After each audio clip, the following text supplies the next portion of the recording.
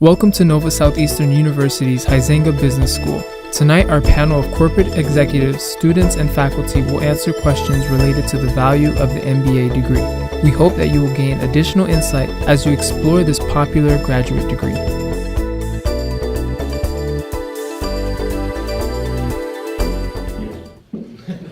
That was my track. I mentioned it earlier. I had a science background, anatomy, physiology. I was a paramedic. I mean, all of that stuff, and then MBA, and ended up going down that path. Now, I did work in an industry in a context that was health related, which was kind of cool because I got to pull from that, the MBA. In my case, it did not matter.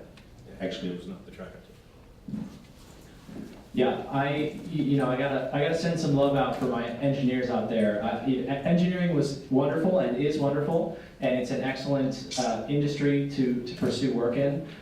And I bring so much of what I learned in my undergraduate engineering degree into what I'm learning in my my business, my MBA degree. So I think there is a lot of value in beginning with an undergraduate degree that might be something be something that might not be in the business school. But also on the other side of the coin, if you do an undergraduate degree that is business, go out into the workforce, really find yourself what you're looking to do out there, and then come back and do another business degree, your skills are really going to be even more so honed and fine-tuned. So again, a lot of benefits to both ways, and really, as Rob said a while ago, life takes you one way or another, and sometimes we don't call all the shots in what happens. So however you are is perfectly good before you begin. No, I think the answer to this question is yes as well. But how many times have you met somebody in a real world situation where they're working one job and their degree is something totally not related to that job, right? And it just goes back to that premise. But I think if you specialize in something and then you get an MBA after the fact, it rounds you out, right? It gives you different perspectives, maybe a different feel. For me personally, I did business and I did business, right? So I just love business. I love leading people. That's what I do for a living.